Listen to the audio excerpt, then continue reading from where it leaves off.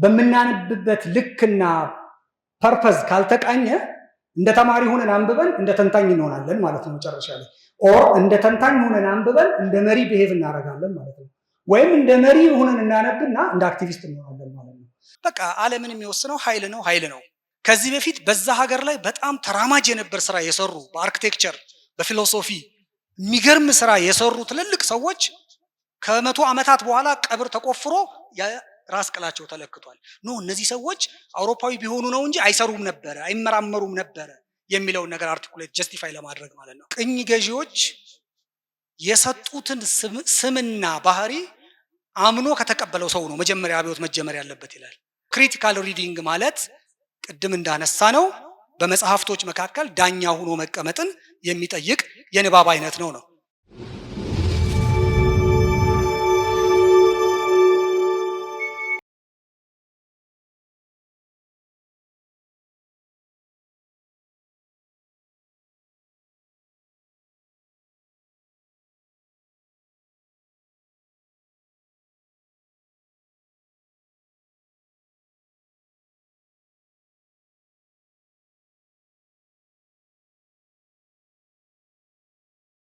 እሺ አመሰግናለሁ እንዴት ዋላችሁ እንዴት ከረማችሁ በሶስት ጉዳዮች ላይ አነሳለሁ ብያስባለሁ የመጀመሪያው አጠቃላይ ስለ መጽሐፍ ንባብ ስለ ታሪክና የፖለቲካ መጽሐፍ ንባብ ጠቅለል ያሉ ኮንሰፕቹዋል እና ጀነራል የሆኑ ሐሳቦችን አነሳለሁ በሁለተኛው ክፍል መጽሐፍትን በምን አይነት ሌቭል እናንብብ በምን አይነት እርከን ሲነበቡ መጽሐፍት ምን አይነት ጣዕም ይሰጣሉ የሚለው ላይ ሰፋ ያለ ጊዜ እወስዳለሁ በመጨረሻ ላይ እንደኛ እንደ ኢትዮጵያዊ አንባቢ ለምንና በምን መልኩ ብናነብ የሚሉ የመወያያ ሐሳቦችን ሰንዝሬ አጠቃልላለሁ ማለት ነው እንግዲህ መጽሐፍት የሐሳብና ዕውቀት የሚቆጠርባቸው ምንድነው የሐሳብ ጎተራዎች ናቸው ወይ ደግሞ ሰሌዳዎች ናቸው አንድ አርሶ አደር ምርቱን በጎተራ ሲቆጥር ለምን እንደሚቆጥረው እሱ ነው የሚያውቀው ለወቅታዊ ገበያ ነው የሚቆጥረው ለክፉ ቀን ነው የሚቆጥረው ለነገ ዘር ነው የሚያከማቸው ወይስ ጥቅምትና ጥር ላይ ለሚኖረው የልጆቹ ሰርግ ነው የሚያከማቸው ጸሐፊው ነው ማነው ገበሬው ነው የሚያውቀው ጸሐፊም እንደዛው መጽሐፉ ላይ ሐሳቡን ሲያትም ሐሳቡን ሲያስቀምጥ ለምን እንዳስቀመጠው የሚያውቀው በዋናነት እሱ ነው ጸሐፊው ነው ስለዚህ መጽሐፍት እንዲሁ ነፃ የሆኑ ሰሌዳዎች ብቻ አይደሉም ብለን እንነሳለን ማለት ነው ምክንያቱም መጽሐፍት ሲመረቱ የራሳቸው የሆነ እሳቤ ያላቸው የጸሐፊው እሳቤ አለ which is በሊትሬቸርስም በፊሎሶፊም በፖለቲካል ሳይንስም በአጠቃላይ በሶሻል ሳይንስ የሚቀነቀኑ የምታውቋቸው ኦንቶሎጂ ኤፒስቴሞሎጂ ሜቶዶሎጂ የምንላቸው ነገሮች የጸሐፊውን ሐሳብ ሼፕ ያደርጉታል ቅርጽ ይሰጡታል እና መጽሐፍት የእውቀት ማምረቻ መሳሪያዎች ብቻ ሳይሆኑ የጸሐፊው ሐሳብ ማንጸባረቂያ ወይ ደግሞ ማተሚያ ሰሌዳዎች ናቸው ብለን እንወስዳለን ለምሳሌ በሀገር ጉዳይ የሚጽፍ አንድ የፖለቲካ ጸሐፊ ወይ ደግሞ በሀገር ጉዳይ የሚጽፉ በፖለቲካ ጉዳይ የሚጽፉ ሶስት ጸሐፊያንን ብናይ ሀገር ለሶስቱ ጸሐፊዎች መጀመሪያ የተለያየ ሊሆን ይችላል ኦንቶሎጂካሊ መጀመሪያ ስለ ሀገር ያላቸው እይታ መጀመሪያ ሊለያይ ይችላል ሀገር ለአንደኛው ሶሻል ኮንትራክት ነው ብሎ ሊያስብ ይችላል ስለዚህ ሀገርን ከሶሻል ኮንትራክት ይወስድና ማህበረሰባዊ ውል ነው እነማን ነው በዚህ ማህበረሰባዊ ውል ውስጥ መሳተፍ ያለባቸው አይነት ዲቤት ውስጥ ሊከት ይችላል ለተወሰነው ጸሐፊ ደግሞ ሀገር ምናልባት የስፒሪቹዋል ኤግዚስቲንግ ስፒሪቹዋል ቢንግ ነገር ሊሆን ይችላል ስለዚህ ሀገር ምንድነው ስለዚህ የሀገር አይነኬነት የሀገር ቅድስና ብሎ ሊጀምር ይችላል ለሌላው ሀገር ሞኖፖሊ ኦፍ ቫዮለንስ ወይ ደግሞ ኮርሲቭ የኃይል ያስገዳጅነት ምንጭ አድርጎ ሊወስደው ይችላል እና መጀመሪያ ፖለቲካ ጸሐፊዎች የታሪክ ጸሐፊዎች ሲጽፉ የሚነሱበት እሳቢያዊ መዋቅር አላቸው የእያንዳንዱ ጸሐፊ ይህ እሳቢ ያለው እያንዳንዱ አንባቢም ከዚህ ነፃ ሆኖ ሊያነብ ስለማይችል እነዚህን ይፈትሻል ተብሎ ይታሰባል በጣም ቀላል ምሳሌ አንድ ጊዜ በአንድ ዩኒቨርሲቲ ውስጥ የካሪኩለም ቀረጻ ፕሮሰስ ላይ ተሳትፌ ነበርና ያ ዩኒቨርሲቲ የካሪኩለም ቀረጻውን ማሰራት የፈለገው ለእንግሊዘኛ ማስተማሪያ ቴክስት ቡክ ከዚህ በፊት ይጠቀሙት የነበረውን የካምብሪጅ ካሪኩለም በራሳቸው ካሪኩለም ለመተካት ነው መነሻ የካሪኩለም ቀረጻው መነሻው ፕሮፖዛል ዓላማው ምንድነው? የምናስተምራቸው መጽሐፎች ቴክስት ብቻ አይደሉም፣ ኮንቴክስት ናቸው፣ ይዘት ናቸው። ምሳሌ ያወጣሉ። ለምሳሌ በእነዛ መጽሐፍት ውስጥ የፋሚሊ ኮንሰፕት በካምብሪጅ ካሪኩለም ያለ ፋሚሊ ኮንሰፕት እና አንድ ሌላ ሀገር በራሱ ኮንሰፕት ሊያዘጋጅ ቢል ፋሚሊ ይለያያል። ኮንሰፕቱ ፋሚሊ ስንት ልጅ ነው ያለው? ፋሚሊ ላይፍ ምንድን ነው የሚመስለው? የፋሚሊ መዝናኛ እንዴት ነው? የፋሚሊ ትርፍ ጊዜ ምንድን ነው የሚመስለው? ኮንሰፕቱ ራሱ ይለያል። ስለዚህ ፋሚሊ ላይፍ ብሎ አንድ ቴክስት ቡክ የሚያስረዳው ኮንሰፕት ሌላ ቴክስት ቡክ ከሚያስረዳው ጋር በጣም ሊለያይ ይችላል ማለት ነው። በሌላው እንግዲህ መዝናናት ምንድን ነው? አርብ ምሽት ምንድን ነው? ቅዳሜና እሑዶች ምንድን ናቸው? አያት የሚባል አለ ወይ በቤተሰብ ውስጥ? እነዚህ ኮንሰፕት። ስለዚህ ቴክስት ቡኩ አት ሴም ታይም ኮንሰፕት ነውና ይሄ ጉዳይ በሀገራችን በጣም ተጽዕኖ እያሳደረብን ስለሆነ እንግሊዘኛን ከቋንቋ ብቻ ወስደን ይዘቱን እኛ ራሳችን እንሙላው ወደሚል የካሪኩለም ቀረጻ መሳተፌን አስታውሳለሁ። ስለዚህ መጽሐፍት የራሳቸው የሆነ እሳቢያዊ መነሻ በደንብ እንዳላቸው ለማየት እንዲሁ መንደርደሪያ የሆነን ብዬ ነው። በሌላ በኩል መጽሐፍት በተመሳሳይ መልኩ እንዴት ነው አንድን ነገር ማወቅ ያለብን የሚለውንም በይነው ነው የሚነሱት። እንዲሁ ነፃ ሆኖ አይደለም የሚነሱት። አንድ ምንድነው የዚህ ወይ ደግሞ በሌላ በኩል ደግሞ የመጽሐፍት አጻጻፍ፣ የመጽሐፍት እውቀት አመራረት ሂደት ራሱ እውቀቱን ደግሞ ይወስነዋል። መጨረሻ የ19ኛው ክፍለ ዘመን ብዙ ጊዜ ተጽፎበታል። ሬኔሰንስ የሚባለው ዘመን ላይ ብዙ ዲቤትስ ተካሂደዋል አይደል? ዳያሌክቲክስ ኦፍ ሬኔሰንስ የሚባል ክርክር ይካሄዳል። ሬኔሰንስ እንደው በትክክል እውቀት ያበበበት ዘመን ነው ወይንስ እውቀት የተቀነበበበት ዘመን ነው ተብሎ ክርክር ይነሳል። እውቀት አብቦ ፍሎሪሽ አድርጎ ሳይንቲፊክ የሆኑ ሪሰርች በጣም አድገው ብዙ አዋቂዎች አሳቢዎች እንዲፈልቁ የመጣ ዘመን ነው ወይንስ እውቀትን በአንድ ምንጭ ውስጥ በአንድ አስተሳሰብ ውስጥ በአንድ ሜቶዶሎጂ ውስጥ አንድ የሶሻል ሳይንስ ተማሪ አንድ ጥናቱን ሲያደርግ በምን ቲዮሪ ማጥናት እንዳለበት ይገደዳል። በምን ኮንሰፕቹዋል ፍሬምወርክ መስራት እንዳለበት ይገደዳል። የትኛውን ፓራዳይም መጠቀም እንዳለበት መምረጥ አለበት። ስለዚህ ከዚህ ፓራዳይም ከዚህ ቲዮሪ ከዚህ ፍሬምወርክ ውጭ ወጥቶ እውቀት ሲያመርት በጆርናል አይታተምም ማለት የለውም፣ እውቅና አይሰጠውም። የአንድ የሕክምና የሜዲሲን ተመራማሪ አንድን መድኃኒት ለማግኘት መሄድ ያለበትን ፕሮሲጀር ስታንዳርዳይዝ አድርገዋል። ስለዚህ እውቀት የተመረተበት ሂደት በራሱ የእውቀቱን የመጨረሻ ውጤቱን ይወስነዋል። መጽሐፍ ስናስብ በእሳቤ ደረጃ ለመጽሐፉ መነሻ የሆነው ሀሳብ ምንድን ነው? መጽሐፉ ምንን እንዴት እንድናውቅ ነው የጋበዘን? መጽሐፉ በምን ስልት አልፎ ነው እውቀት ያመረተው የሚለው ለአንድ ቁልፍ የማንበብ ሂደት ውስጥ በጣም መሰረታዊ ነው የሚለውን መግቢያ አንስቼ ወደ ቀጣዩ ክፍል አልፋለሁ። ስለዚህ መጽሐፍን ስናስብ ስለ መጽሐፉ እናስባለን፣ ስለ አንባቢውም ደግሞ እናስባለን። አንባቢው ማን ሆኖ ነው መጽሐፍ የሚያነበው? ተማሪ ሆነን ነው የምናነበው? ተመራማሪ ሆነን ነው የምናነበው? ፖለቲከኛ ሆነን ነው የምናነበው? መሪ ሆነን ነው የምናነበው? ማን ሆነን ነው መጽሐፉን የምናነበው? ስለዚህ ከመጽሐፉ የምንወስደው የመጨረሻ ቴካዌያችን በምናነብበት ልክና ፐርፐዝ ካልተቃኘ እንደ ተማሪ ሆነን አንብበን እንደ ተንታኝ እንሆናለን ማለት ነው መጨረሻ ላይ። ኦር እንደ ተንታኝ ሆነን አንብበን እንደ መሪ ብሄቭ እናደርጋለን ማለት ነው። ወይም እንደ መሪ ሆነን እናነብና እንደ አክቲቪስት እንሆናለን ማለት ነው። ስለዚህ የምናነብበት ፐርፐዝ የምናነብበት ፐርስፔክቲቭም የመጽሐፍን መዳረሻችንን ይወስነዋል። በመጨረሻ የምናነብበት ሁኔታም እንደዛው በኋላ በኬዞች በተወሰነ መልኩ አነሳለሁ። ከዚሁ ጋር ተያይዞ እንግዲህ ሁለተኛው ማነሳው ሀሳብ እንዴት ይነበቡ ወደሚለው እንገባለን። የፖለቲካ መጽሐፍ እንዴት ይነበቡ ስንል የፖለቲካ መጽሐፍ ራሱ ምንድን ነው? የትኛውን የፖለቲካ መጽሐፍ? የፖለቲካ መጽሐፍ እያነበብን እንደሆነ የሚሰማን ምን አይነት መጽሐፍ ስናነብ ነው?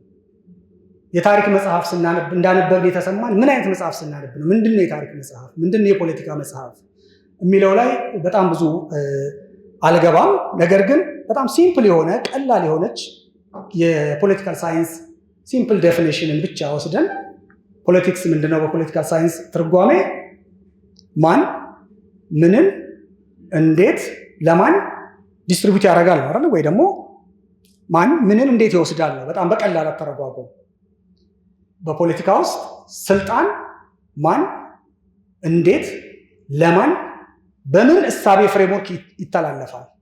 ኃይል ሪሶርስ ለማን እንዴት በምን መንገድ ኦን ይደረጋል? በጣም በቀላል ትርጓሜ ሊትራል ዴፊኒሽን እንደዚህ ብለን እንነሳ። ስለዚህ አንድ የፖለቲካ መጽሐፍ ከግለሰብ ውዳሴ የተለየ ነው ማለት ነው። ከግለሰብ ኩነኔ የተለየ ነው ማለት ነው። ከሆነ ስቶሪ ቴሊንግ የተለየ ነው ማለት ነው። መጽሐፍ አንድ የፖለቲካ መጽሐፍ የፖለቲካ ለመባል ፓወርን ኤክስፕሌን ማድረግ መቻል አለበት ማለት ነው። ሪሶርስን ኤክስፕሌን ማድረግ መቻል አለበት። ፓወር ለማን እንዴት በምን መንገድ የሚለውን ኤክስፕሌን ማድረግ መቻል አለበት። ከዛ ጀርባ ያሉ ኮንሰፕቹዋል ፍሬምወርክን በትንሹ መዳሰስ ይጠበቅበታል። አለበለዚያ የፖለቲካ መጽሐፍ ነው ወይ አይደለም የሚለውን በየንባብ ዘርፋችን ማሰብ ይጠበቅብናል። ምክንያቱም ፖለቲካ በጣም በርካታ ገጾች አሉት አይደል? ለምሳሌ ፖለቲካን እንደ እግር ኳስ ብትወስዱ መልበሻ ክፍል አለው። ስለዚህ መልበሻ ክፍል ውስጥ የሚካሄደውን ሁነት ካልጻፈ ፖለቲካ አልጻፈ። ካታንጋ አለው። ስለዚህ ከካታንጋ ሆኖ የሌላ መጽሐፍ መጻፍ አይችልም። ፖለቲካ የራሱ የሆነ ነገር አለ። ፖለቲክስ የራሱ አረንጓዴ ምንጣፎች አሉት፣ ቢጫ መስመሮች አሉት፣ ሰማያዊ ካርዶች አሉት፣ ግራጫ ፊቶች አሉት፣ ጥቁር ገጾች አሉት፣ ቀይ መብራቶች አሉት። ማለት ፖለቲክስ ፓወርን ኢንዲቴል በዚህ መልኩ ኤክስፕሌን ካላደረገ የፖለቲካ መጽሐፍ የሚያስብለው ይዘቱን መጀመሪያውኑ ያጣልና የፖለቲካ መጽሐፍ እያነበብን ነው ብለን ለማሰብ ይሄ ማለት ግን የፖለቲካ መጽሐፍ ሁሉ ጠጣር ነው ማለት አይደለም። ፖለቲካ በልብ ወለድም ይጻፋል አይደለ? አኒማል ፋርም የፖለቲካ መጽሐፍ ነው። የመጽሐፍ አጻጻፉ ስልት ሳይሆን ምንድን ነው ኤክስፕሌን የሚያደርገው የሚለው በዛው ነው ብለን እናስባለን። የፖለቲካ መጽሐፍም ስናወራ ምን አይነት የፖለቲካ መጽሐፍስ ነው የምናወራው? የቴክስት ቡክ መጽሐፍ ነው የምናወራው ኮንሰፕት የሚያወራ ወይንስ አናሊሲስ ነው የሚያወራው? ኮንቴክስት ነው የሚያወራው? እነዚህ ኢምፖርታንት ይሆናሉ ብዬ አስባለሁ። ዋሊያ መጽሐፍት ለዚህ መድረክ መንደርደሪያ እንዲሆን አንድ መጽሐፍ ሰጀስት አድርጎን ነበረ፣ ሃው ቱ ሪድ ቡክስ የሚል። እሱ ውስጥ ብዙ ሳልገባ እንደ ፍሬምወርክ ግን እጠቀመዋለሁ። መጽሐፍትን እንዴት እናንብብ የሚል አንድ መጽሐፍ አለ። የእሞ አድለር መጽሐፍ ነው። መጽሐፉ 4 የአነባበብ እርከኖችን ይተርካል። ኤሌመንተሪ ሪዲንግ ወይም ደግሞ እንዴት ብለን ተርጉመው የጀማሪ ንባብ ወይ ደግሞ የጨረፍታ ንባብ ብለንም ልንተረጉመው እንችላለን። የኢንስፔክሽናል ሪዲንግ ወይም ሰምሃው ፍተሻዊ ንባብ ብለን ልንተረጉመው እንችላለን። አናሊቲካል ሪዲንግ ትንተናዊ ንባብ እንበለው እና ሲኖፕቲካል ሪዲንግ ደግሞ ሰምሃው የማንጸሪያ ንባብ ሪፍሌክቲቭ ሪዲንግ ብለን ልንወስደው እንችላለን። እነዚህን ሰጀስት አድርጎናል። እኔ እነዚህን ለመግቢያ ያህል ብቻ ይቼ 3 ኬዞችን ለመወያያነት አቀርባለሁ። አንደኛው ኬዝ የአንድ ርዕሰ ጉዳይ ላይ ወይም ተቀራራቢ ርዕሰ ጉዳይ ላይ 3 ጸሐፊዎች የጻፉትን መጽሐፍ እናነሳና የተለያየ አነባበብ እነዚህ መጽሐፎች እስኪ ወዴት ይወስደናል የሚለውን በጋራ አብረን ትንሽ እናያለን። ሁለተኛው ኬዝ አንድ ጸሐፊ የጻፈውን 3 የተለያየ መጽሐፍ፣ የመጀመሪያው በአንድ ርዕሰ ጉዳይ ላይ 3 ጸሐፊዎችን ነው የምናየው። ሁለተኛው አንድ ጸሐፊ የጻፋቸውን 3 መጽሐፎችን በወፍ በረር አይተን የተለያየ አነባበብ ወዴት እንደሚወስደን ትንሽ አብረን እንቃኛለን።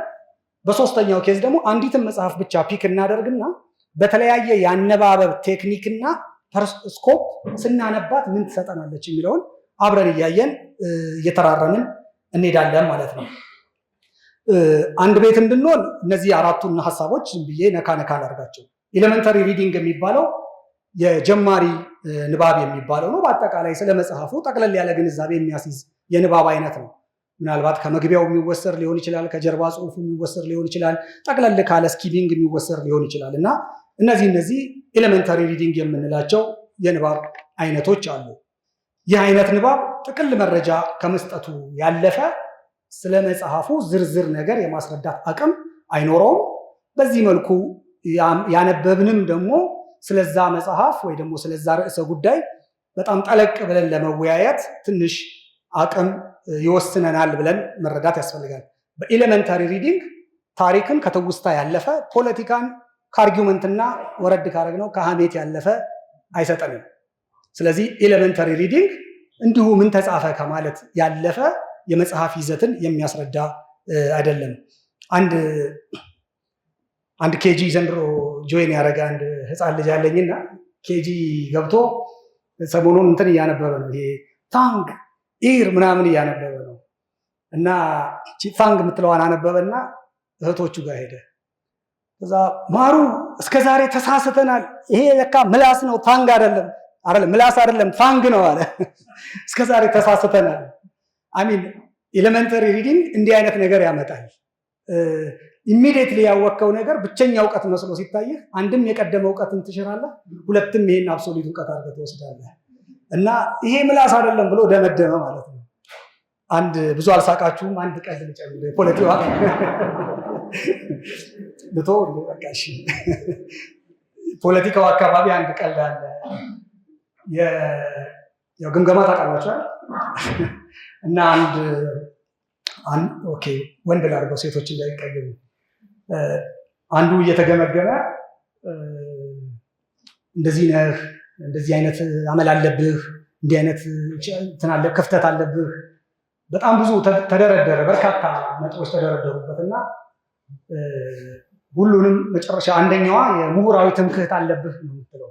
አንደኛዋ መገምገሚያ ነጥብ በጣም አሮጋንስ አለብህ ነው። በቃ ምሁር ትጫወታለህ ነው እና ሁሉንም ሪጀክት አደረገ። የተገመገመበትን ነጥብ በሙሉ ሁሉንም ሪጀክት አድርጎ ምናልባት እችኛዋ ግን ሳትገልጸኝ አትቀርም ማለት እና 5ኛ ክፍል ነበር ሰውየው።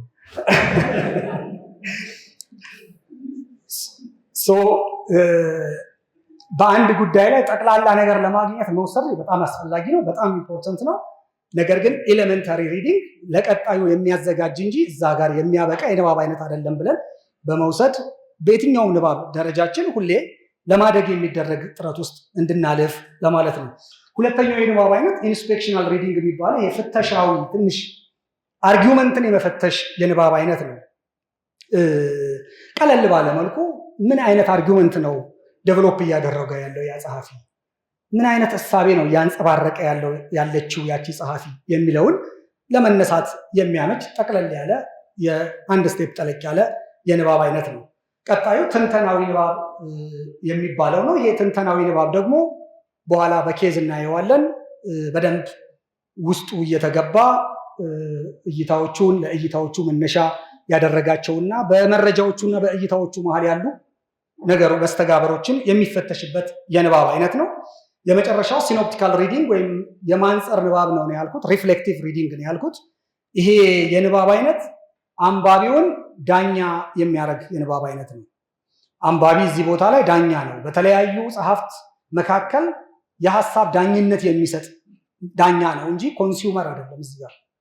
ስለዚህ ኢትስ ካይንድ ኦፍ ኮምፓራቲቭ ሪዲንግ ይሆናል ማለት ነው። የማነጻጸር ንባብ ይሆናል ማለት ነው። እንግዲህ የክሪቲካል ሪዲንግ የጥልቅ ንባብ እርከኑም እንዲህ እያለ ያድጋል ማለት ነው። ከኤሌመንተሪ ወደ ኢንስፔክሽናል እያለ ይመጣል ማለት ነው። ስለዚህ እነዚህን እስኪ እኔ ቅድም በገለጽኩት 3 ኬዞች የተወሰነ አብረን እናያቸው። የመጀመሪያው የመረጥኩት ኬዝ በ3 መጽሐፎች ላይ ብዙዎቹ የምታውቋቸው ቅድም እንዳልኩት ከሀገር ውስጥ መጽሐፍ ሸሸት ያልኩት ይዘቱ ላይ ከምናተኩር የአጀንዳው ላይ እንድናተኩር ስለፈለግኩ ነው። 3 መጽሐፎችን እናንሳ።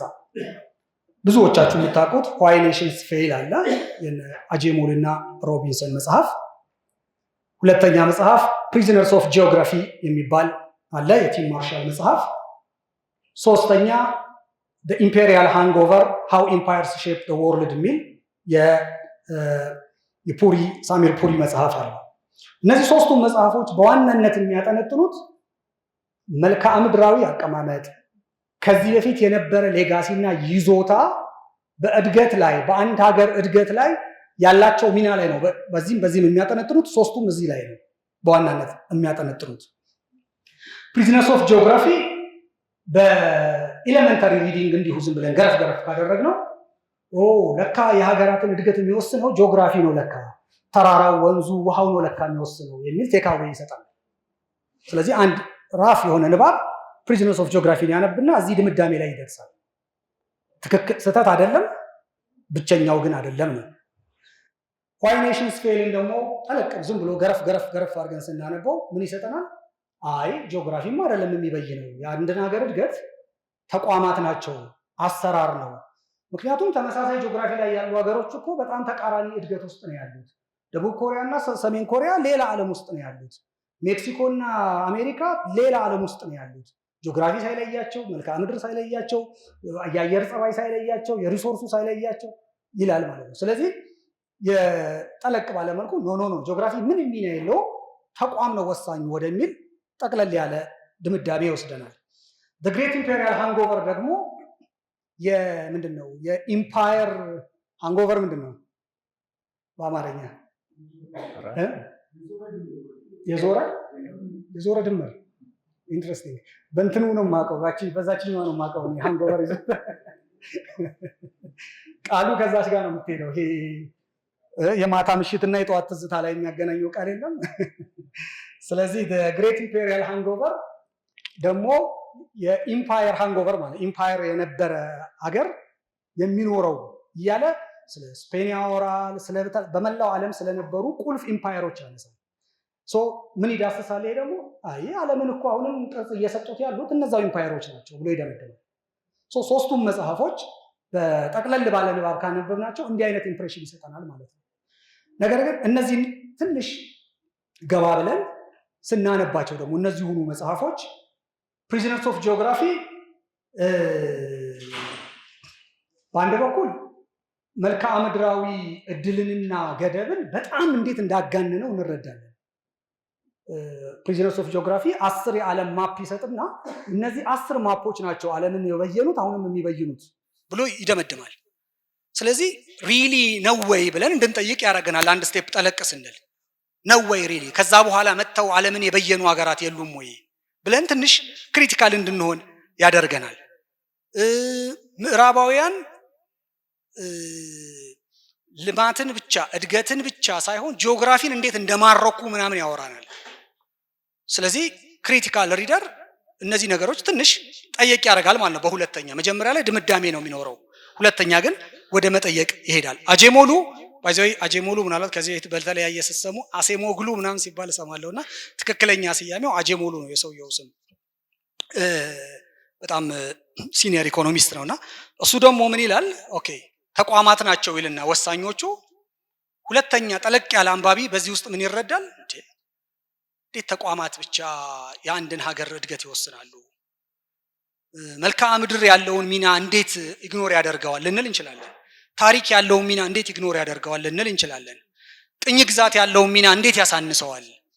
ኦልሬዲ በቅኝ ግዛት ሪሶርስ ፉል የሆኑ ኤሪያዎችን የያዙ ሀገራት የማደጋቸውን ሚስጥር እንዴት ለተቋም ብቻ አሳልፎ ይሰጠዋል ብለን ልንል እንችላለን። የማደግ እድላቸውን ተነፍገው የእድገት መንገዳቸውን ገና ዳዴ ያሉ ሀገራት አሁን ተቋም አልገነባችሁም ተብሎ መወቀስ አለባቸው ወይ? የማደግ መንገዳቸው ገና አይደለም ወይ ብለን ለምንድን ነው እንዲህ ኢግኖር የሚያደርገው? ለምንድን ነው ዌስተርን ሴንትሪክ የሚሆነው ብለን አንድ ስቴፕ ጠለቅ ብለን ልንጠይቅ እንችላለን ማለት ነው።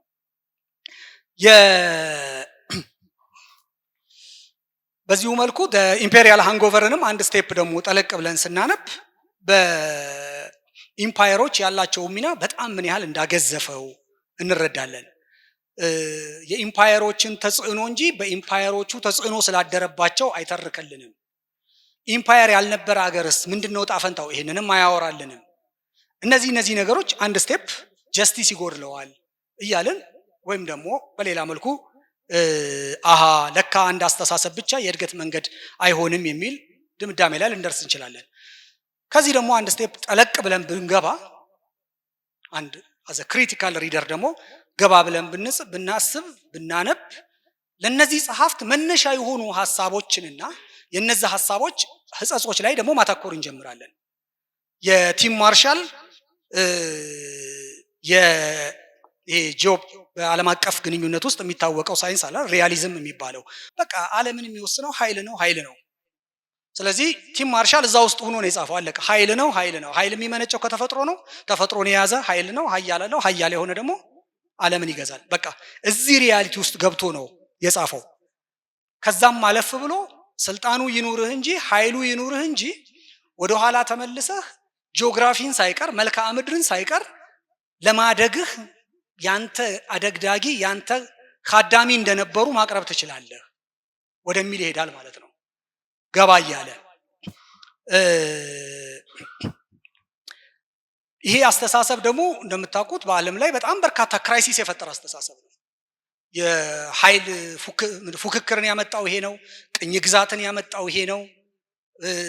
አንድ ታሪክ ስለ አገሩን ልተውና በአንድ ሀገር ላይ ይህንን አስተሳሰብ ተከትሎ ሪፎርም ያደረገ አንድ መንግስት ነበረ። በቃ አንደኛ ኃይል ነው። ሁለት የኃይል ባለቤት ዌስተርን ናቸው፣ ምዕራባውያን ናቸው። ስለዚህ ይህንን አቋም ነው የሀገሬ የሪፎርም አጀንዳ ብሎ አንድ ሀገር የመራ የሪፎርሚስት አለ በ1920ዎቹ 30ዎቹ አካባቢ እና እስከ ምን ድረስ ሂዷል? በዚህ አስተሳሰብ የራስ ቅል አለ አይደለ? ይሄ የራስ ቅል ሼፕ የሞር ዩሮሴንትሪክ ሲሆን ወደ ዌስተርን ሲመሳሰል አንድን ሀገር ሞር እንትን ያደርጋል፣ ብርቱ ያደርጋል፣ ኃይለኛ ያደርጋል የሚል ፕሬሚስስ ተነስቶ ትምህርት ቤት ሳይቀር ህፃናት የሚሰለፉት በራስ ቅርጻቸው ነበረ ሲሰለፉ። ከዚህ በፊት በዛ ሀገር ላይ በጣም ተራማጅ የነበር ስራ የሰሩ በአርኪቴክቸር በፊሎሶፊ የሚገርም ስራ የሰሩ ትልልቅ ሰዎች ከ100 ዓመታት በኋላ ቀብር ተቆፍሮ ራስ ቅላቸው ተለክቷል። እነዚህ ሰዎች አውሮፓዊ ቢሆኑ ነው እንጂ አይሰሩም ነበረ፣ አይመራመሩም ነበረ የሚለውን ነገር አርቲኩሌት ጀስቲፋይ ለማድረግ ማለት ነው። ይሄ የዌስተርን ሴንትሪክ የሆነ ዩሮሴንትሪክ ብቻ የሆነ እድገትን መልክዓ ምድርን ለአንድ ኦልሬዲ ግራጁዌት ላደረገ አካል ሰጥቶ ማደግ ለዛ የተገባ ነው የሚያድገው ይሄ ብቻ ነው ብሎ በይኖ መነሳት ያለውንም ክፍተት እንፈትሽበታለን ማለት ነው። ትንሽ ጠለቅ ስንል እንሞግተዋለን ማለት ነው። በተመሳሳይ የአጀሞሉንም ጠለቅ ብለን እንደዛው ስናነብ ቅድም እንዳነሳሁት ነው ስለ ተቋማት ብቻ ነው የሚያወራው። ተቋማት ምንድናቸው? ምን አይነት ተቋም አለ? የየሀገሩ የየራሱ የሆነ ኢንዲጂነስ ኖሌጅ አለ። እያንዳንዱ ሀገር የራሱ የተቋማት የግንባታ እርከን አለው። እነዚህን ሁሉ ትንሽ ገባ ብለን እንድናይ በደንብ ያግዘናል በሚለው ነው። የኢምፔሪያል ሃንጎቨርም እንደዛው ትንሽ ጠለቅ ብለን ስንገባ የኢምፓየሮችን ሚና ምን ያህል አግዝፎ እንዳየ፣ ከዛ ውጪ ደግሞ ኢምፓየር ያልሆኑ ሀገራትንም ቅድም እንዳነሳሁት ምን ያህል እንደዘነጋቸው በደንብ እናይና ከጂኦግራፊ በመለስ ነገሮችን ለማሰብ እንሞክራለን ማለት ነው። አንድ መጽሐፍ አለ ምንድነው አፍሪካ ኢዝ ናት ኤ ኔሽን ኦር አፍሪካ ኢዝ ናት ዋን ኔሽን ዋን ካንትሪ እንደዛ የሚል አፍሪካ አንድ ሀገር አይደለችም የምትል አንድ ብዙ ጊዜ አይታችሁ ከሆነ ትንሽ አይሰማችሁም? ሆነ ያሁን አንዳንድ ዜና ስሰማ የአፍሪካና ጣሊያን ፎረም እንትን ላይ እየተካሄደ ነው፣ የአፍሪካና የፈረንሳይ ፎረም እንትን እየተካሄደ ነው። አውሮፓ ውስጥ ያለች አንዲት የሆነች ትንጥዬ ሀገር አፍሪካ ከሚባል ግዙፍ አህጉር ጋር አቻላቻ ፎረም መስርተው ይሄንን የሚያረግህ ምንህ ነው? ያው ውስጥ እንድትፈትሹ ነው። እነዛ ይሄንን ሲሉ ትክክል ናቸው ማለት ነው አይደል? በተወሰነ መልኩ ጂኦግራፊን የማረከ እድገትን የያዘ መንገድን ያገኘ ሰው ትክክል ነው። ይሄን ካልማረከ 54 ሀገር ጋር አንድ የሆነች ጥንጥዬ ጂኦግራፊ እኛ ክልል እኛ ከተማ ውስጥ የሆነች ከተማ የምታክል ጂኦግራፊ መልካም ካላት ሀገር ጋር ቁጭ ብለህ ከ54 ሀገር ጋር ትደራደራለህ ማለት ነው። ይሄንን ነው ስታብሊሽ የሚያደርጉት እነዚህ አይነት ጸሐፊዎች ማለት ነውና ክሪቲካል ሪደር እነዚህን ትንሽ ገባ እያለ ይፈትሻልና በዚህ ፍተሻ ሂደቱ ለማን በምን ምክንያትና ምን ተጽዕኖ እንዲፈጥር እንደተጻፈ ይረዳል ነው። አንድ ክሪቲካል አንባቢ አንዲት ክሪቲካል አንባቢ መጽሐፉ ስለምን እንደሚያወራ መረዳት ስህተት አይደለም፣ ትክክል ነው። መጽሐፉ ያንን እንዴት ለምን እንዳለ መረዳት ቆንጆ ነው።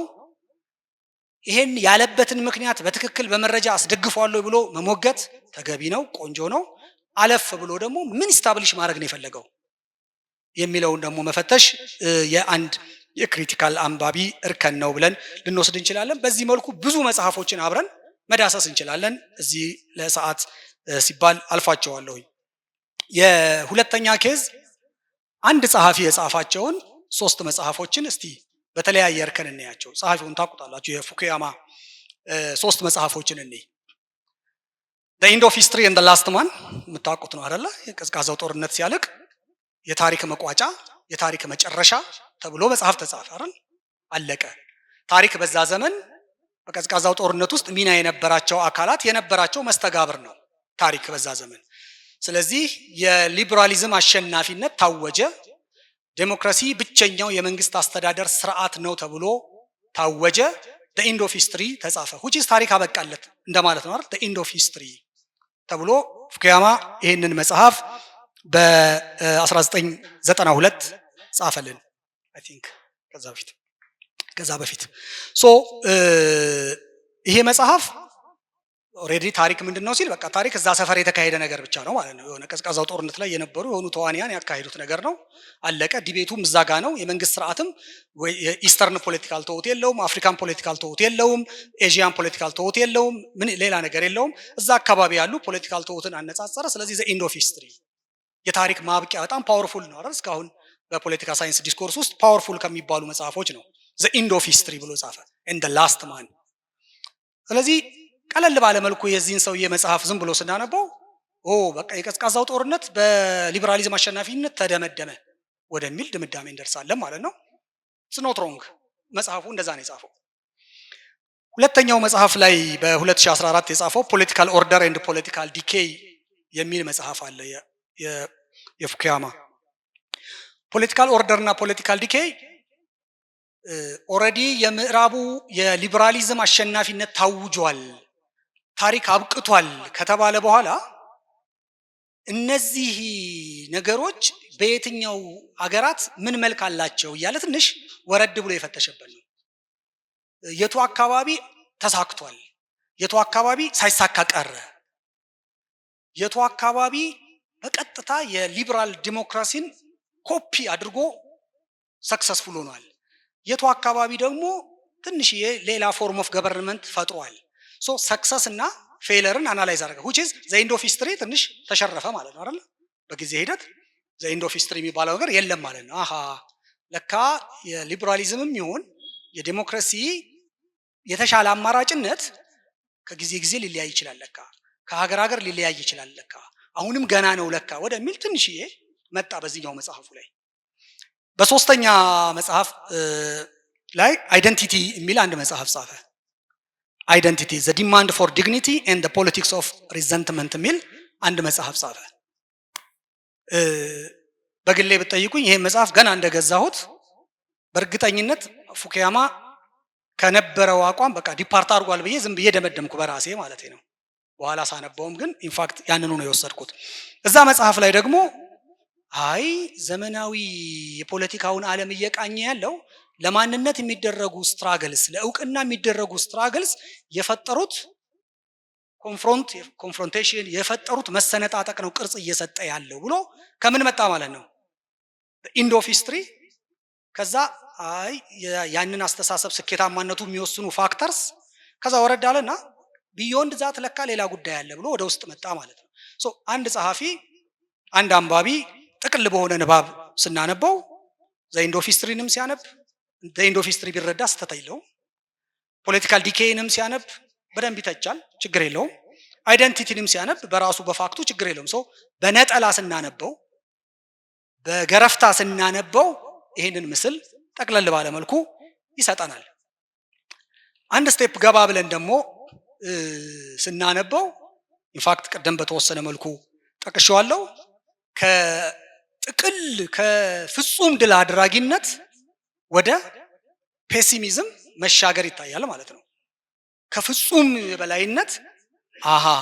ወደ ማለት ኮንሽስነስ የመምጣት ይታያል ማለት ነው የሊበራል ዲሞክራሲ ወይ ደግሞ የዲሞክራሲ ሞዴል የተለያዩ ልጆች የተለያዩ ጥሩ ሞዴሎች የተለያዩ መጥፎ ሞዴሎች እንዳሉት በፖለቲካል ሲስተም ኤንድ ፖለቲካል ዲኬይ ላይ በዝርዝር ይሄድበታል ፉኩያማ አንድ ተማሪ ያለን አንድ መምህራችን አንድ ሲምፕል አሳይመንት ሰጠን the future of ዳሽ ምትል ርዕስ ሰጠን እና the future of ዳሽ አርጉ ዳሹን የፈለጋችሁ ሙሉበት ከፈልጉ the future of food በሉት ፈልጉ the future of whatever በሉት ግን ያንን ጽሁፍ አንድ አዲስ ዓመት የገባ የመጀመሪያ ዓመት ተማሪ እንዲረዳው አርጋችሁ በቀላሉ አርጋችሁ ጻፉ የሚል አሳይመንት ትዝ ይለኛልና እዛ ላይ አንዲት ቱኒዚያዊት ልጅ ምን ብላ ጻፈች the future of liberal values in liberal democracy ብላ ጻፈች የሊበራል እይታ በሊበራል ዲሞክራሲ አገራት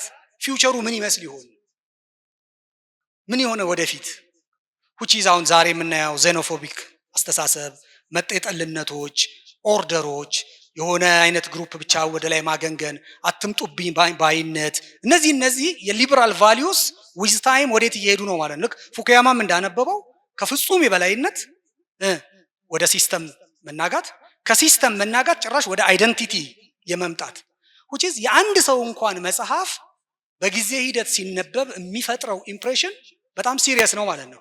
አንድ አንባቢ ልክ እንደዛ እስር ቤት ረጅም ዓመት ታስሮ ወደ ሲለቀቅ ምድር በሙሉ ቂሪር ያለችበት ታሳሪ ታሪክ አለ አይደል? በጣም በርካታ ዓመት ታስሮ ምናምን ሲፈታ ኤቭሪቲንግ ተቀያይሯል። ስልክ የሚባል ቴክኖሎጂ መጥቷል ምናምን እና ሌላ ዓለም ነው ያገኘውና ዘ ኢንድ ኦፍ ሂስትሪን አንብቦ የቆመ ሰው ዘ ኢንድ ኦፍ ሂስትሪ ላይ ነው የሚኖረው። ፖለቲካል ሲስተም እና ዲኬይን የጨመረ እዛ ጋር ይሆናል ማለት ነው። ዛ አይደንቲቲ ሲያነብ ሽፍቱ በደንብ ይታየዋል። እና የክሪቲካል ሪዲንግ አንደኛው በግለሰብ ጸሐፊ እንኳን ስናየው አይደለም በበርካታ ጸሐፊዎች ግለሰብ ጸሐፊ እንኳን እንዴት ኢቮልቭ እንደሚያደርግ ክሪቲካል ሪዲንግ ያንን ነገር በደንብ ይነግረናል የሚለውን ይህም አለለካ እንድል ያደርገናል ማለት ነው። ጊዜና ሁኔታዎች ምን እንደሚመስሉ ያስረዱናል የሚለው ነው። ከዚህ በላይ እንግዲህ ትንሽ ጠለቅ ያለ ደግሞ ንባብ ካደረግን እዛ ቅድም ያነሳናቸው ፍልስፍናዊ መነሻዎቹን እነ ፕሮፌሰር እንግዲህ በኋላ ያስረዱናል። ከዚህ ከሄጌሊያን አይዲያሊዝም እንዴት አድርጎ ወደ ዌበሪያን ራሽናሊቲ ለመምጣት የሞከሩትን ፍልስፍናዊ መነሻዎቹን ጠለቅ እያሉ በሌሎች መድረኮች በኋላ ስለምታዩት እዛ ውስጥ አልገባም ማለት ነው። በዋናነት በጥልቅ ንባብ ውስጥ ስናልፍ የዚህን ጸሐፊ ኦልሬዲ መቋጨቱን ያወጀው ታሪክ ድጋሚ መከፈቱን አውጆ ወጣ ማለት ነው አይደል? the end of history and the last man ያለው መጨረሻ ላይ በኋላ የአሜሪካ ከመካከለኛው ምስራቅ ሀገራት ጋር ተከተለው የነበረውን ፖሊሲ የተቸበት ሌላ መስራ አለውና እንደዛ ነው ያደረገው። ኦልሬዲ የተዘጋውን ታሪክ ከፍቶት ወጣው። አሁን አዲስ የተከፈተ የታሪክ አውድ ውስጥ እንገኛለን ማለት ነው። እነዚህ ነገሮች ስናየው ምን ብሎ ነበር? መጀመሪያ ለማን ነበር የጻፈው? አሁን ላይ ሐሳቡን ያስቀየሩት ጉዳዮች ምንድን ናቸው? አሁንስ የቀየረው ሐሳብ ምን ያህል በትክክል ሰብስታንሺየት መደረግ የሚችል ነው የሚለውን እንግዲህ ያነባበብ ስልታችን ነው የሚነግረን። የንባብ ጥልቀታችን ነው የሚነግረን። አንደኛው መጽሐፍ ከዛኛው መጽሐፍ ጋር የማመሳከር እድል ካለን ነው ይሄንን የምናገኘውና እንዴት እናንብብ ለሚለው ጥያቄ እንደየ ፍላጎታችን መግቢያው ላይ ያነሳን አይደለ? ተማሪ ሊያነብ የሚገባው እንደ ተማሪ ሊሆን ይችላል። አንድ የመንግስት ሰራተኛ አዘጋጅ ለተባለው ሰነድ ለዛች ሊሆን ይችላል የሚያነባው፣ ችግር የለውም እሱ ላይ ማንበብ በየትኛውም አፕሮች ቅዱስ ነው። ከዛ ያለፈ ግን ክሪቲካል ሪደር ስንሆን ወደዚህ ነገር እንመጣለን ብለን እንወስናለን ማለት ነው። ሶስተኛ ኬዝ ላንሳና ወደ ማጠቃለያ አልፋለሁ። ሶስተኛው ኬዝ የአንዷን መጽሐፍ ብቻ ደግሞ ፒክ እናርግና ያቺን መጽሐፍ በተለያየ ኮንቴክስት ደግሞ ስናነባት በተለያየ ሁኔታ ውስጥ ስናነባት የሚሰጠን ትርጉምን ለመዳሰስ እንሞክር። ከተወያየንባቸው መጽሐፉ አንዷን እንውሰድና የፕሪዝነርስ ኦፍ ጂኦግራፊን እንውሰድ። እቺ መጽሐፍ እንደ አንድ ምዕራባዊ ሆነን ብናነባትና እንደ አንድ የግሎባል ሳውዝ አፍሪካ፣ ኤዥያ፣ ላቲን አሜሪካ ውስጥ እንዳለ ሰው ሁነን ስናነባት መጽሐፏ ኮምፕሊትሊ የተለያየ ትርጉም ነው የምትሰጠን። ምዕራባዊ ሆነን ስናነብ ቅድም እንዳልኩት ነው ሪያሊዝምን ያጸናል። የበላይነታቸውን ተፈጥሯዊ ምክንያት ይሰጠዋል። ተፈጥሯዊ ናቹራል ነው፣ እኛ የተገባንን ፌቨር አርጋናለች፣ ኔቸር ራሱ ፌቨር አርጋናለች የሚለውን ነገር ያጸናል። ስለዚህ ቡስት ያደርጋል ማለት ሞራል በጣም ቡስት ያደርጋል። የአንትሮፖሎጂ ተማሪዎች ካላችሁ ያው ይቅርታ እጠይቃለሁኝ። ያው አንዱ አንትሮፖሎጂ ከሚሰራው ስራ ይሄ ነው አይደለ? ኢንፋክት የቅኝ ግዛትም አንዱ ካመረተው እውቀት ዘርፍ አንዱ የዌስተርን ዶሚናንስን ተፈጥሯዊ ለማድረግ ነው የተሞከረው። ለምሳሌ ቅኝ በሚገዙ ሀገራት ይኬድና ያ ህዝብ እንዲህ አይነት ነው፣ ባህሉ እንዲህ ይመስላል፣ ጸባዩ እንዲህ ነው፣ አግሬሲቭ ነው፣ መጨፈር ይወዳል፣ ሞኝ ነው እያሉ ካራክተራይዝ ያደርጉታል መጀመሪያ። ዜን ያን ካራክተራይዜሽን ምን ያደርጉታል? በእውቀት ስም ያንጹታል። ያን የታነጸውን በኮሚኒኬሽን ያሰራጩታል። እስከ መቼ? ያ ሰው እና ያ ህዝብ ይሄንን እስኪያምን ድረስ አምኖ ይቀበላል። መጀመሪያ አልጄሪያዊው ጸሐፊ ፍራንስ ፋኖን በአብዮት ጥናት ላይ በጣም የምታውቁት አብዮተኛ ነው። እሱ ምን ይላል? የአብዮት መጀመር ካለበት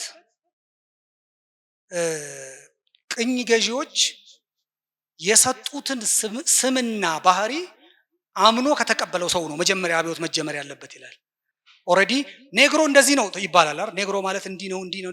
አረብ እንደዚህ ነው፣ አረብ እንደዚህ ነው የሚወደው እንዲህ ነው እንዲህ። መጀመሪያ በማህበረሰብ ይዳሰሳል፣ ማህበረሰብ ይገለጻል። ተገልጾ ግን አዚቲዝ አይደለም የሚጻፈው፣ አዚት ሹድ ቢ ይጻፋል። መሆን ወዳለበት፣ ለማስተዳደር ወደሚመች፣ ለመከፋፈል ወደሚመች፣ ቅኝ ለመግዛት ወደሚመች ተደርጎ ካራክተራይዝ በደንብ ይደረግና እነዛ ሰዎች ያምኑታል። ያ ህዝብ ያንን ይቀበላል። ከዛ በኋላ እኔ እንዲህ ነኝ ይላል ማለት አቦኔ ጭንቅ አልወድም ሲል ትሰማዋለህ ማለት ነው። ከዛ በኋላ ምን አይወድም ማለት ስራ አልወድም ወደ ማለት ይሄዳል ማለት ነው። ሃርድሺፕ አልፈልግም ወደ ማለት ይሄዳል ማለት ነው። ቻሌንጅ አልፈልግም ወደ ማለት ይሄዳል ማለት ነው። ሬዚስተንስ ምናምን አይመለከተኝም ማለት ይፈልጋል ማለት ነው። ስለዚህ ወደ እንደዚህ ወደ ንባቦች የፕሪዝነርስ ኦፍ ጂኦግራፊ ሪያሊዝምን ሲያጸና እነዚህን እሳቤዎች በቃ ዘላለማዊ እያደረገ ይሄዳል ማለት ነው። እያስቀጠለ ይሄዳል ማለት ነውና ለምዕራባውያን ኮምፎርት ይሰጣል ማለት ነው። በጋድ የተመረጥን ህዝቦች ነንም ሊያስብላቸው ይችላል። ወደዚህ ስትመጣ ደግሞ አምላክ የፈረደብን ህዝቦች ነን ልንል ነው ማለት ነው። እንደው ባህራችንን ዘግቶብን እንትናችንን አድርቆብን ምናምን ልንል ነው ማለት ነው። ያቺ ያለችንን እንኳን ዘፈን ሀገሬ ኢትዮጵያ ተራራሽ አየሩ እንዳንል የታለች ምናምን ሊያስብልን ነው ማለት ነውና አንድን መጽሐፍ በተለያየ ኮንቴክስት ራሱ ስናነበው የተለያየ ፐርስፔክቲቭ ይሰጠናል የሚለውን እንዲሁ እንድናየው ነው። በተለያየ ሁኔታዎች ውስጥ ሆኖ ማንበብ መጽሐፉ እንደታተመ በ2015 ስናነበው ወቅቱን ሊገልጽልን ይችላል። በ2022 ስናነበው ራሽያና ዩክሬን ምናምን ሲዋጉ ለካ ስቲል ጂኦግራፊ በጣም ኢምፖርታንት ነው የጂኦግራፊ ቫልዩ ብሎ አውሮፓ ከዛ አንፃር ይረዳል። ራሽያ ከሌላ አንፃር ትረዳዋለች። ከጂኦግራፊ አንፃር የተረዳችው አውሮፓ ራሽያን አግሬሽን ይላል። ከሌላ ከታሪክ አንፃር የተረዳችው ደግሞ የሌላ ፕሮጀክት አድርጎ ይረዳዋልና መጽሐፍት አመለካከትን፣ ሼፕን፣ ፖሊሲን እንዳነበብንበት አንግል በደንብ አድርጎ ይወስናል። ምናልባት ይሄ መጽሐፍ በ2030 በ2050 ደግሞ ሲነበብ ሌላ ፐርስፔክቲቭ ሊሆን ይችላል የሚኖረው። በአንድ መጽሐፍ በአንድ ወቅት በአንድ ቦታ ባነበብነው ነገር ላይ ብቻም አንወሰንም ወደሚል እንሄዳለን። በዚሁ እንግዲህ ሀገረኛ መጽሐፎችን ማየት እንችላለን። እያጠናቀቁ ነው። ወደ ብዙ ለምሳሌ የታዋቂው የታሪክ ጸሐፊ የፕሮፌሰር ባህሩ ዘውዴ መጽሐፎችን በዛው ሂደት ማየት እንችላለን አይደለ? ሂስትሪ ኦፍ ሞደርን ኢትዮጵያ ሲጻፍ አት ግላንስ ዝም ብሎ ስናነበው ምን ይመስለናል? የኢትዮጵያ ታሪክ ኦኬ፣ ነገስታት አሉ፣ አብዮት አለ፣ የህዝብ ትግል አለ፣ የዲሞክራሲ ትግል አለ ምናምን የሆኑ ነገሮች እንኳን እናገኛለን። ክሮኖሎጂካል ኦርደር እናገኛለን፣ ፋክት ዴታ ምናምን እናገኛለን። የኢትዮጵያ ታሪክ እንዲህ ነው ለካ ልንል እንችላለን። ጠለቅ ብለን ደግሞ ስንገባ ሌላ ነገር እናገኛለን። ለእናንተ ስለምትወው ብዬ ነው። ሶሳይቲ ስቴት ኤንድ ሂስትሪ የሚለው መጽሐፋቸውን ደግሞ ካነበብን ሌላ አንድ ስቴፕ ገባ ብሎ እናየዋለን። ፓዮኒርስ ኦፍ ቼንጅ ደግሞ የጻፉበትን ስናይ እዛም ላይ ሌላ ፍተሻ ውስጥ እንገባለን። ኦኬ ፓዮኒርስ ኦፍ ቼንጅ የ19ኛው ክፍለ ዘመን የኢትዮጵያውያን የለውጥ አቀንቃኞች እነከሌ ናቸው ተብሎ በጣም ማራኪ በሆነ በጣም ደስ በሚል መልኩ ተጽፎ እናነባለን። ገባ ብለን ስናይ ደግሞ ኦኬ ለውጥ የትኛው ነው ምናምን የሚል ጥያቄ ደግሞ ሊመጣ ይችላል ማለት ነው። ወይም ደግሞ እነዚህ ሰዎች ትክክለኛ የለውጥ ነገር አመጡልን ወይ ልንል እንችላለን። ወይ ደግሞ የጎደሉ የለውጥ አራያዎች የሉም ወይ ልንል እንችላለን። ዋትኤቨር ኢት ኢዝ ግን መጽሐፍ የአንድንም መጽሐፍ መጨረሻ ላይ ይሄ የዚህ የራሳቸውን የግለ ታሪክም የጻፉበትን መጽሐፍም እንደዛው ሶሻሊስት ዩቶፒያ ዘ ኩዌስት ፎር ሶሻሊስት ዩቶፒያን ስናነብ አብዮተኛ ሰው ሲያነበው ይበሳጫል።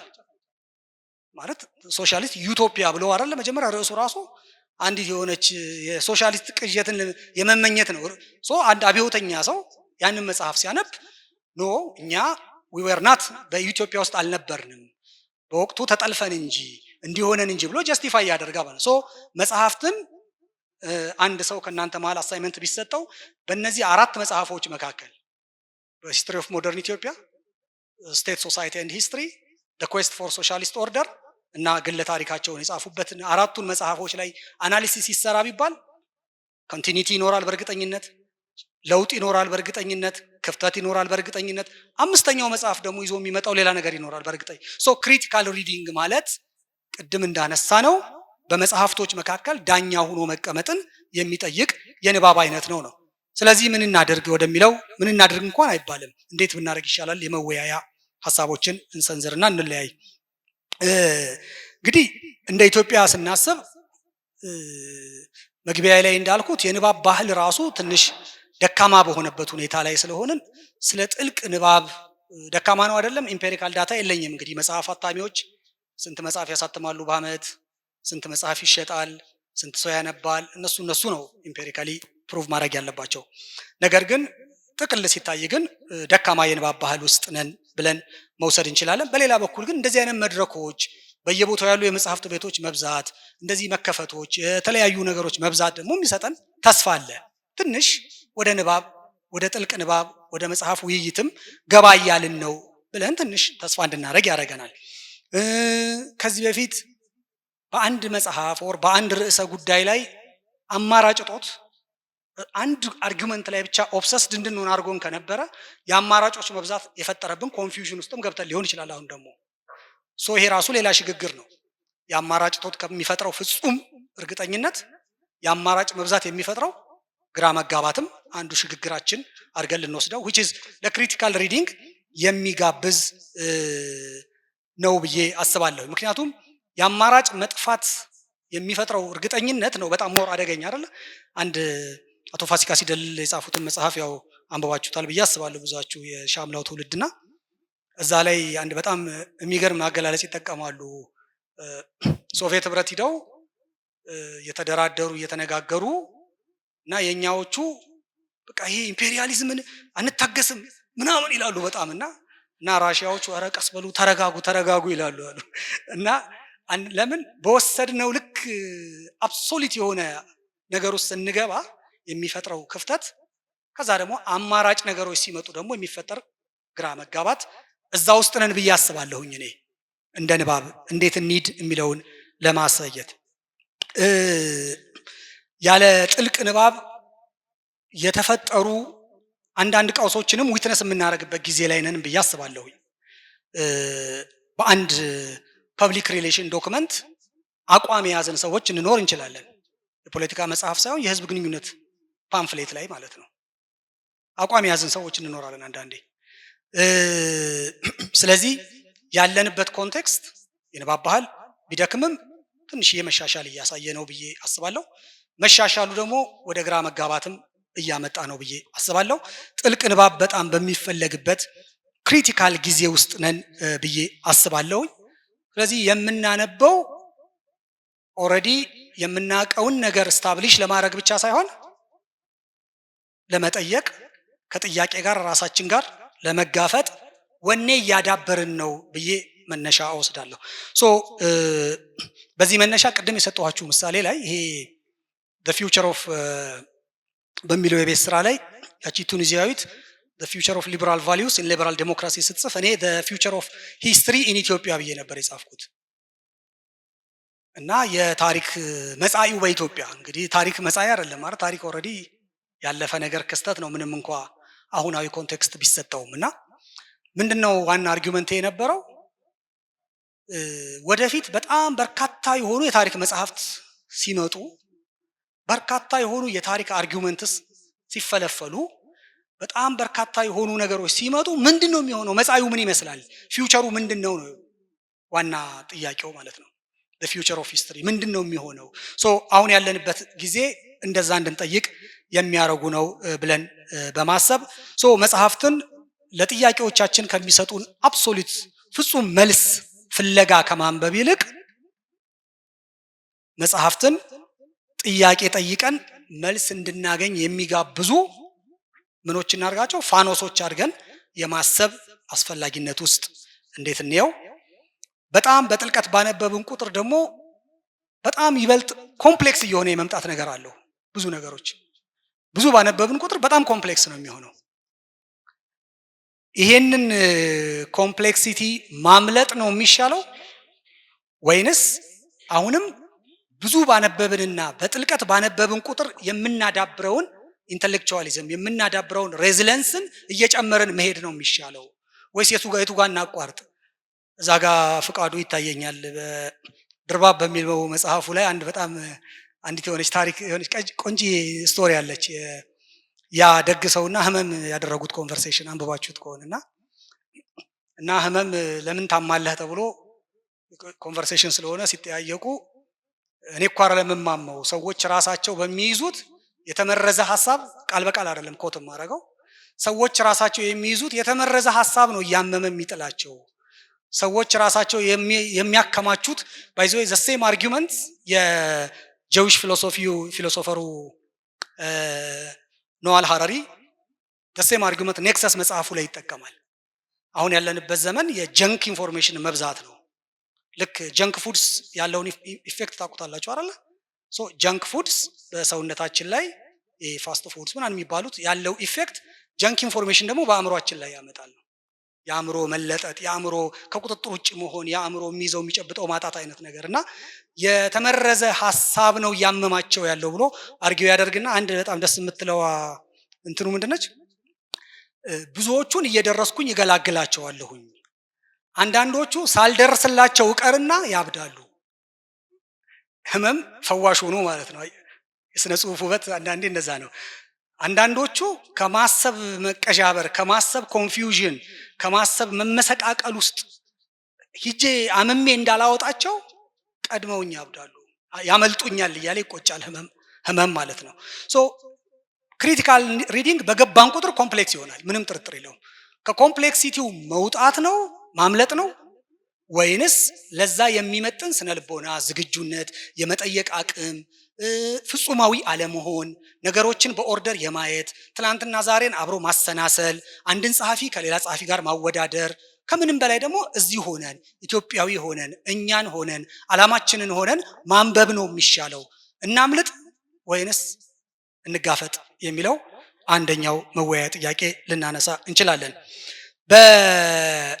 በጨረፍታ ንባብ ውስጥ የሚኖርን ምቾት ደግሞ ብዙ ዘላቂ አለማድረግ ምቾት ይሰጣል ይሄ የገረፍ ንባብ ምቾት ይሰጣል ይሄ ቀለል ባለ ኮንቨርሴሽን ይሄን ያህል አንብቤያለሁ እንትናን አንብቤዋለሁ እንትና ምን እንደዚህ ጽፎ ምናምን ይመስለናል ግን ከዛ ምቾት ትንሽ ለመውጣት እና እንዲደናገር እኔ ማድረግ አንድ የቆሎ ተማሪ በእኛ ደግሞ እስልምና የደረሳ እና የሸህ ወሬ ወግ አለና ደረሳውን አስተምረውት ሲጨርሱ ገባህ ሲሉት አዎ በጣም ገባኝ ብሎ ደመደመና ዝምበል እንኳን ሊገባህ ገና አልተደናገረህም ማለት ይባላል ሶ ኮንፊውዥን መደናገር የእውቀት መግቢያ በሩ ነው ስለዚህ በጨረፍታ ንባብ ዝም ብሎ በገረፍ ንባብ ከሚኖር ኮምፎርት ይልቅ ኮንፊውዥኑ ምቾት ይስጠን ግን እዛች ኮንፊውዥን ምቾት ውስጥ ደግሞ እንዳንቆይና የፍቃዱን ታሪክ እንዳናመጣው አንድ ስቴፕ ራሳችንን እያዳበርን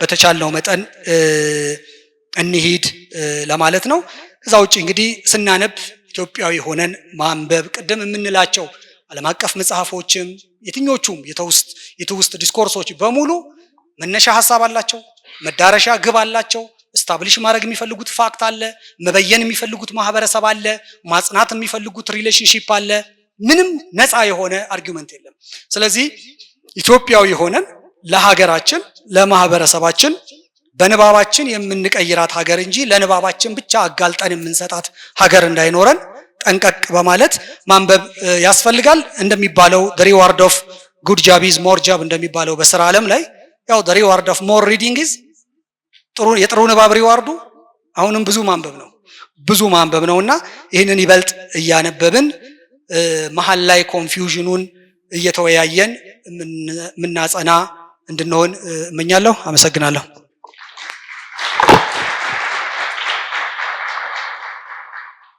ዶክተር መሐመድን በጣም አመሰግናለሁ በጣም ኢንሳይትፉል ነበር ለዚህም ነው ሰዓትም ቢገፋ ምልክት ላለመስጠት የተጠነቀቅኩት በተለይ ጥልቅ ንባብ የሚባለው ነገር በየስቴጁ ምን እንደሚመስል አሳይቶናል ብዙ አልናገርም እኔም አንድ 3 ፖይንቶች ላይ ወስኖ ያስቀመጣቸውን ነገሮች ለማንሳት ያህል ብቻ በሶስት ኬዝ ስተዲዎች ወይም በኬዞች ከፋፍሎ 3 ፖይንቶችን አስቀምጦልናል እነዚህን I hope ኖት ያደረጋችሁ እንደሄዳችሁ ከፕሬዘንቴሽኖቹ በኋላ ውይይት ይኖረናል የውይይት ሰዓት ይኖረናል ከውይይቱ በፊት ግን የሻይም የጤናም እረፍት እንዲኖረናል ስለዚህ እስካሁን በዶክተር መሐመድ ንግግር ጥያቄዎቻችሁን ወይም ሀሳቦችን እንደያዛችሁ ተስፋ አድርጋለሁ።